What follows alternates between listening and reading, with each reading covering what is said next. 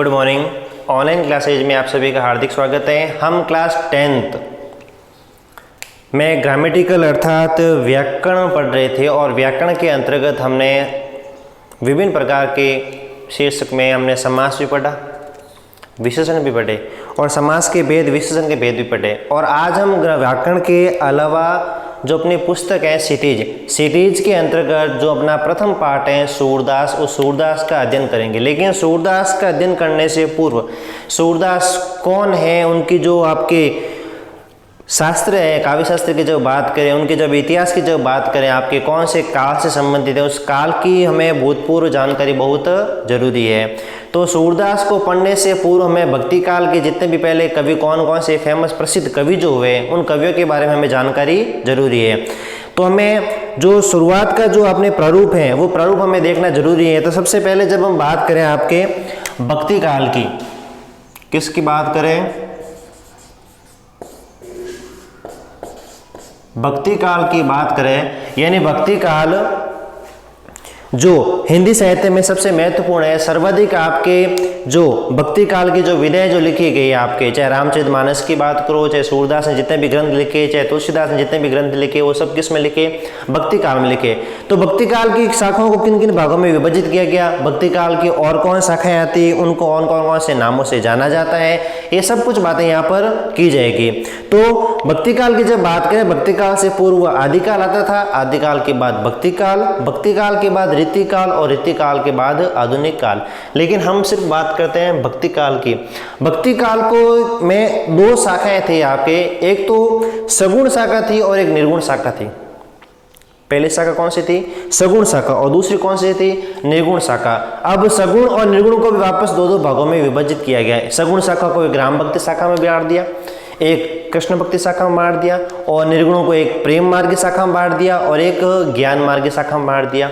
अब सगुण भक्ति को जब राम मार्ग शाखा में बांटा तो राम मार्ग शाखा के कौन कौन से कवि थे, प्रेम मार्ग शाखा के कौन कौन से कवि थे, निर्गुण भक्ति वापस प्रेम मार्ग में और ज्ञान मार्ग में कौन कौन से कवि थे। तो उन बारे में हम जब बात करें तो भक्ति काल के जब दो भाग विभाजित करते हैं तो सबसे पहली बात आपके सगुण भक्ति, और इधर जब बात करें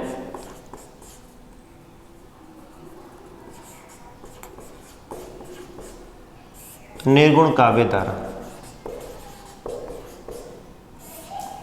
भक्ति की जगह अगर हम काव्य धारा लिखें, सगुण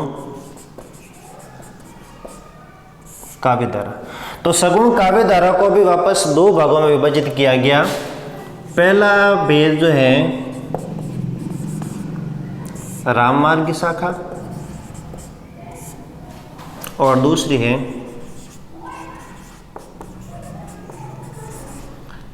कृष्ण मार्गी शाखा। दो शाखाओं में विभाजित किया गया। उसी प्रकार निर्गुण काव्य धारा को भी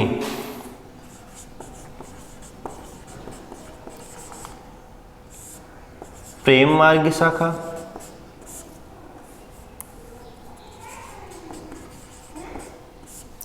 और दूसरा भेद करें हम ज्ञान मार्गी शाखा, दोनों भागों में विभाजित किया गया। राम मार्गी शाखा की जब बात करें तो राम मार्गी शाखा को भी वापस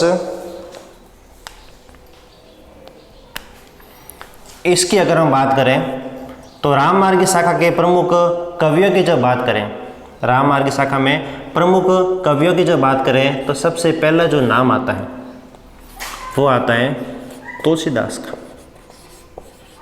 किसका आता है, तुलसीदास का।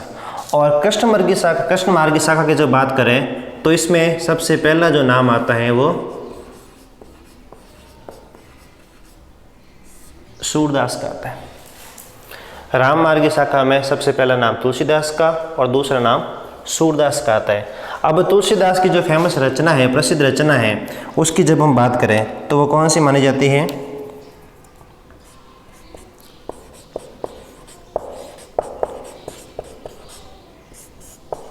रामचरितमानस।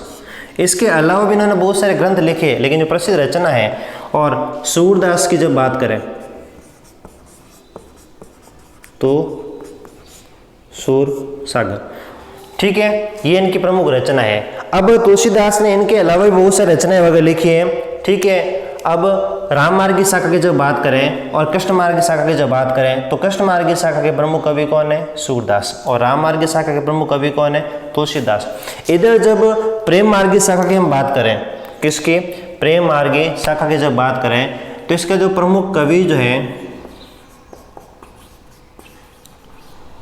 मालिक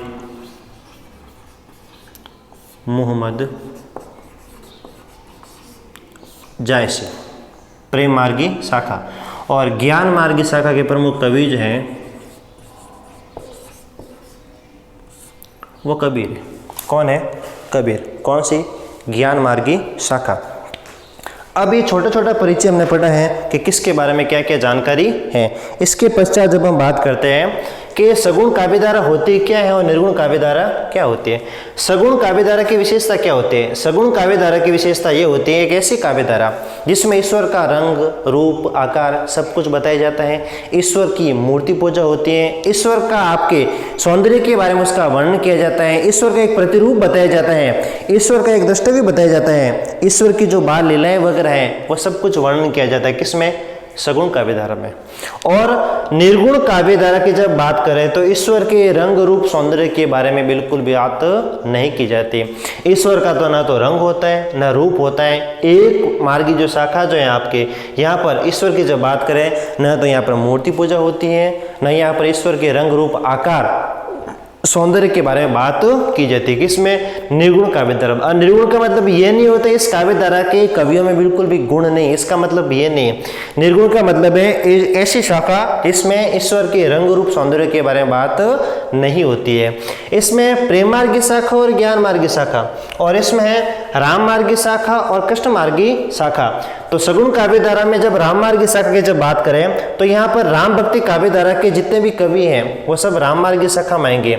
और कृष्ण मार्ग की शाखा में कृष्ण भक्ति काव्यधारा की जितने भी कवि हैं वह कृष्ण मार्ग की शाखा में आएंगे।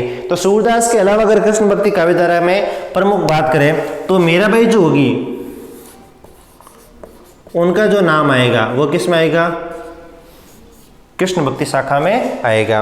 प्रमुख कवियत्री हैं आपके। प्रेम मार्ग की शाखा में प्रमुख नाम आते हैं मालिक मोहम्मद जायसी। और मालिक मोहम्मद जायसी की प्रमुख रचना की जब बात करें, मालिक मोहम्मद जायसी प्रमुख रचना की जब बात करें तो पद्मावत है। कौन सी रचना है? पद्मावत। और कबीर की जब रचनाओं की बात करें जिसमें साखी, शबद और रमेनी है, अर्थात कबीर की 3 रचनाएं, साखी, शबद और रमेनी। ठीक है, अब राम मार्ग की शाखा बात हो चुकी है, कृष्ण मार्ग की शाखा की बात हो चुकी है। प्रेम मार्ग की शाखा, प्रेम मार्ग की शाखा और ज्ञान मार्ग की शाखा में मुख्यतः अंतर क्या है? प्रेम मार्ग की शाखा का मतलब यह होता है कि ईश्वर को प्रेम के माध्यम से प्राप्त करना, ईश्वर को प्रेम के माध्यम से प्राप्त करना। तो यहाँ पर जो नायक और नायिका जो यहाँ पर बताए गए हैं, प्रेमिका के माध्यम से, प्रेम के माध्यम से ईश्वर को प्राप्त करने का जो माध्यम बताया गया, यहाँ पर क्या बताया गया? प्रेम। कि अगर प्रेम के माध्यम से, प्रेम के मार्ग से हम ईश्वर को क्या कर सकते हैं? प्राप्त कर सकते हैं। लेकिन यहाँ पर जब ज्ञान मार्ग की शाखा की बात करें तो कबीरदास जी कहते हैं ज्ञान के माध्यम से ही हम ईश्वर को क्या कर सकते हैं? प्राप्त कर सकते हैं। और ज्ञान को प्राप्त करने का सबसे मुख्य जो साधन है ज्ञान मार्ग की शाखा के अंतर्गत, और वो क्या है? माध्यम जो है आपके गुरु का महत्व, यानी गुरु के माध्यम से ही हम किसको प्राप्त कर सकते हैं? ईश्वर को प्राप्त कर सकते हैं। किसमें? ज्ञान मार्ग की शाखा के अंतर्गत। यहाँ पर गुरु को महत्व दिया गया है, किसमें? ज्ञान मार्ग की शाखा में। अपने जब सिलेबस की बात करें, चाहे 9वीं क्लास हो, चाहे 10वीं क्लास हो, चाहे 11वीं क्लास हो, चाहे 12वीं क्लास हो, सर्वाधिक जो सिलेबस में दिया जाता है तुलसीदास बताया जाता है, सूरदास के बारे में बताया जाता है, मीराबाई के बारे में। प्रेम मार्ग की शाखा कवि आपके हिंदी अनिवार्य में नहीं आते, साहित्य में आते हैं। और हिंदी अनिवार्य वापस बात करें हम कबीर की, कबीर वापस ज्ञान मार्ग की शाखा के अंतर्गत हिंदी में आता है।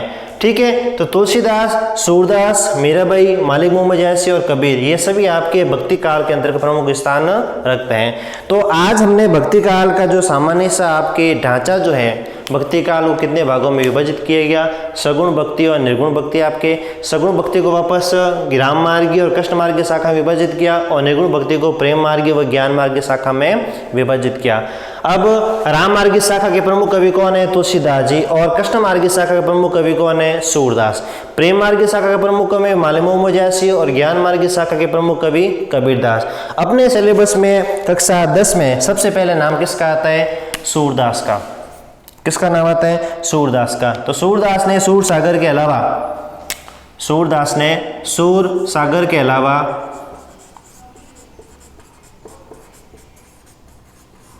सुर सारावली रचना भी लिखी है।